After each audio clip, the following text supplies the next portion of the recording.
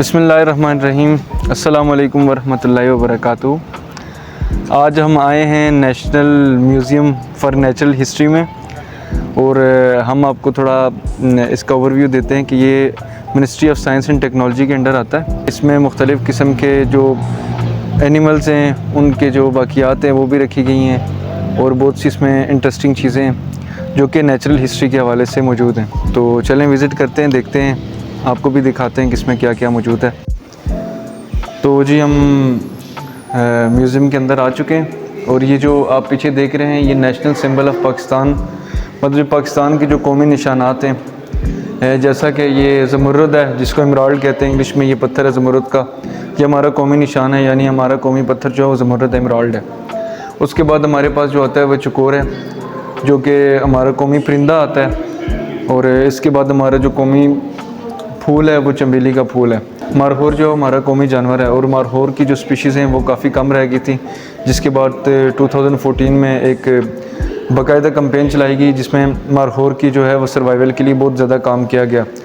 जो दरख्तों में हमारे पास पाकिस्तान का कौमी दरख्त है वो देवदार है। और आगे चलते हैं, आगे आपको बताते हैं कि क्या क्या इस म्यूज़ियम में मौजूद है, क्या क्या आपके लिए इंफॉर्मेटिव चीज़ें हैं हम आपको दिखाते हैं। जी यहाँ पे पीजेंट है जिसको सुरखाब कहते हैं और ये तकरीबन ये चारों जो यहाँ पे रखे हैं वो इस्लामाबाद में पाए जाते हैं। वो पीजेंट की 4-5 इकसाम रखी हुई हैं जो हम आपको दिखाए चलते हैं। हमारे सामने है गोल्डन पीजेंट है एक, इसको रिंग नेक्ड पीजन है। इसके आप गले के ऊपर एक दाढ़ी देख सकते हैं जिसकी वजह से इसको रिंग नेक्ड पीजेंट कहते हैं। ये तीसरा हमारे पास है यहाँ पे चीयर पीजेंट, उस पर ये है कॉलेज पीजेंट है और ये सिल्वर पीजेंट है। सिल्वर पीजेंट इन सब में से ज़्यादा खूबसूरत है और आई थिंक ये मोर डाइवर्स इलाके में पाया जाता होगा। यहाँ पे जो है वो एवोल्यूशन के बारे में बताया गया है।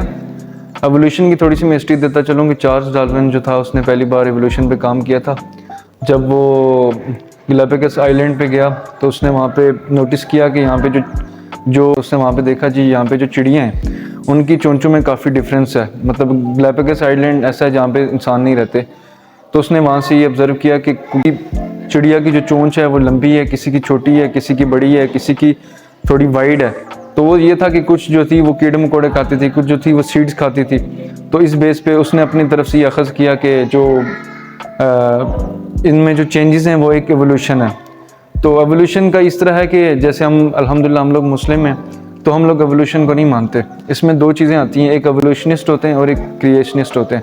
जैसे कि हमारा बिलीव है कि अल्लाह ताला ने 7 दिन के अंदर अंदर ये एक पूरी कायनात बनाई जिसमें हर चीज़ की एक एक उन्होंने जोड़ी दुनिया में रख दी।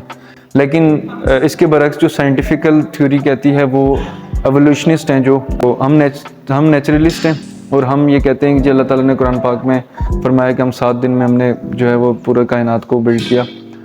तो हमारे पास एक इन्होंने जो साइंटिफिकल थ्योरी है उसके बारे में मैं बताया चलता हूँ। ये एवोल्यूशन ऑफ इंटेलिजेंस, जहानत का इर्तिकाए बिन मानस जैसे जिसको गोरिल्लास कहते हैं, ये पहले जो है वो घास फूस खाते थे और ये इस तरह सर्वाइव करते थे। फिर आहिस्ता आहिस्ता इन्होंने जो है वो थोड़ा इवाल्व हुए, इसमें सेंचुरीज लगी, कोल्ड एजेस गुजरी, काफ़ी टाइम लगा और ये जो है वो आहिस्ता आहिस्ता फिर उन्होंने सीखा कि क्या पत्थर से कैसे हम आग जला सकते हैं, गर्म रहना सीख सकते हैं। फिर आहिस्ता आहिस्ता इन्होंने जानवरों का शिकार किया। मुख्तलिफ आप देखेंगे अगर आप हिस्ट्री में देखें तो इनके पास ऐसे ऐसे वो डायरेक्टली जो है वो जानवरों को ज़बह करने के लिए यूज़ किए जाते थे।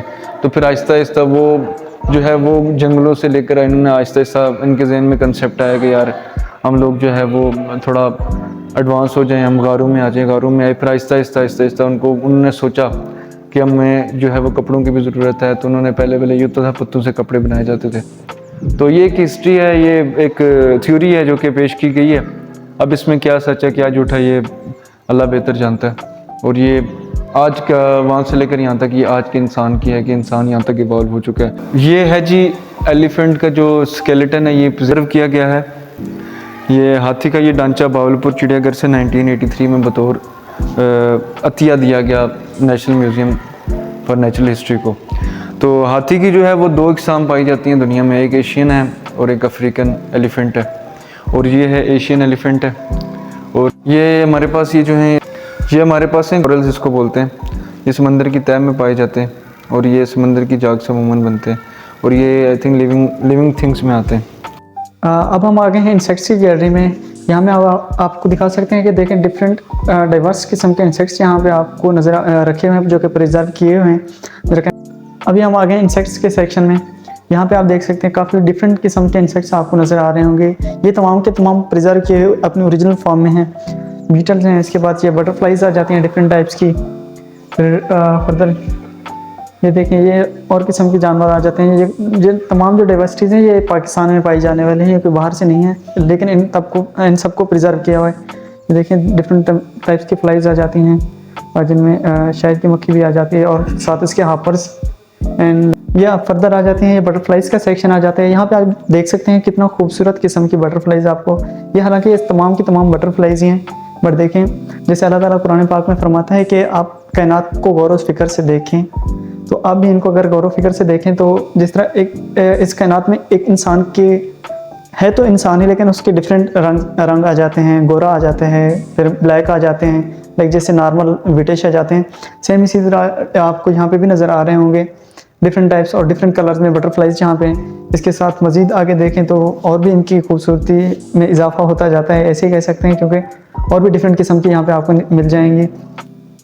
ये सब साइड पे ये देखें बर्ड ईटर टैरेंटुला रखा हुआ है। बर्ड ईटर मीन ये देखें ये वो किस्म की है मकड़ी जो कि परिंदों को खाती है, और इसकी जो नॉर्मल लेंथ होती है ये 22.4 सेंटीमीटर से लेकर 22.6 सेंटीमीटर तक होती है। यहाँ पे ये दो रखे हुए हैं, इनकी एक मेल और इसके साथ एक फीमेल रखी हुई होती है।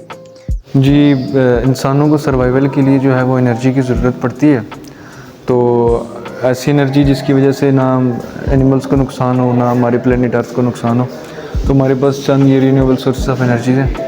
सबसे पहले ये हमारे पास सोलर एनर्जी है। इसका एक मॉडल दिखाया गया है कि सोलर एनर्जी वो होती है जिससे आप कोई फ्यूल की कंजम्पशन नहीं होती, ना कोई आपका एयर पोल्यूशन होता है, ना आपका कोई। हमारे पास जो है वो ये वाटर एनर्जी आती है जिसको पन बिजली कहते हैं, ये भी रीन्यूएबल सोर्स ऑफ एनर्जी है। तो इससे ये होता है कि इसकी वजह से हमारे माहौल पे ज़्यादा नुकसान नहीं होता, क्योंकि इंसान को सर्वाइवल के लिए आपको पता है एनर्जी की ज़रूरत है। तो एनर्जी तो लें आप ज़रूर लें, लेकिन प्लेनेट अर्थ को आप कोशिश करेंगे कम से कम गंदा करें।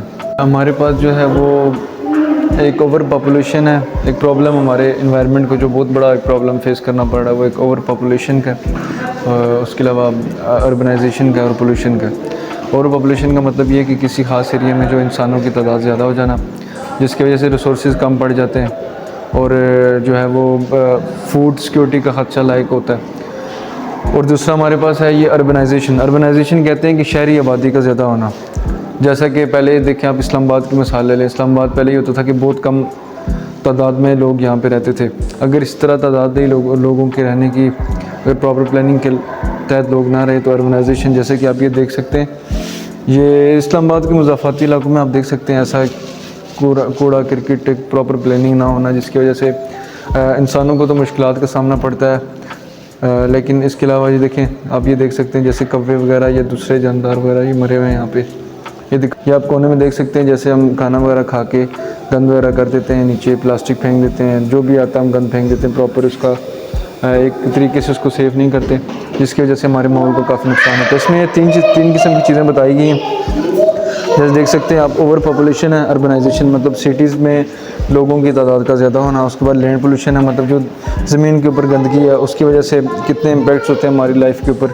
उसके अलावा हमारे पास air and water pollution. Air मतलब हवा में जितना आप गंदगी की मिकदार होती है उसको यहाँ पे डिफ़ाइन किया गया, और वाटर पोल्यूशन मतलब पानी के अंदर कितनी गंदगी है। हमारे पास जो है वो तीन और बड़े प्रॉब्लम्स ही हम जो है वो फेस कर रहे हैं, जैसा कि एक ओवर ग्रेजिंग है, ओवर हंटिंग है और ओवर फिशिंग है। ओवर फिशिंग जैसे कि हमारे पास मछली की कुछ किस्में, मतलब फॉर एग्जांपल हमारे पास ट्राउट फिश है। ट्राउट फिश है वो एक इलाके में पाई जाती है। अगर हम उसकी ओवर फिशिंग करते रहेंगे, साल ओवर फिशिंग करेंगे, मतलब एक हद से ज़्यादा हम उसके शिकार करेंगे, तो उसकी वजह से उस पर नुकसान ये होगा कि उसकी जो उसकी स्पीशीज़ है वो ख़त्म होने के चांसेस ज़्यादा होंगे। जब दूसरा प्रॉब्लम हमारे पास ओवर ग्रेजिंग है। ओवर ग्रेजिंग से मिसाल ये है कि आप जो चारा है जानवरों का या उनका, उससे ये होता है कि ज़्यादा से ज़्यादा वो जानवर खा जाते हैं और उनके लिए इवन कि उनके लिए घास भी नहीं बचती खाने के लिए, तो वो उनकी जो ज़ाहिर सी बात है हर जानदार को ज़िंदा रहने के लिए खाना पीना खुराक की ज़रूरत है। अगर वो खुराक ही नहीं होगी तो वो ज़िंदा कैसे रहेंगे। उसके अलावा तीसरी चीज़ है हमारे पास ओवर हंटिंग। जैसे वो एक अंकल हैं वो परिंदे का शिकार कर रहे हैं। We come world of animals. यहाँ पे देखें आपको डिफरेंट किस्म के जानवर दिखाए गए हैं जो कि तमाम ये स्पीशीज़ पाकिस्तान में पाए जाते हैं करंटली। आई मीन ये करंटली पाकिस्तान में ज़िंदा हैं। इनमें this is brown bear, and उसके बिल्कुल सामने दिस इज़ वॉल्फ, उसके साथ दिखाया गया है स्नो लेपर्ड, यॉर्क और गीदड़ जिसे एसेटिक जैकल कहते हैं। And this is the barking deer जिसे कुकुड़ भी कहते हैं। And markhor and grey gorals जिसे नॉर्मली गोरल कहते हैं। जंगली बिल्ली अगर कभी ना देखी हो तो जंगली बिल्ली, दिस इज़ पाड़ा hog deer. And here it comes उड़ियाल।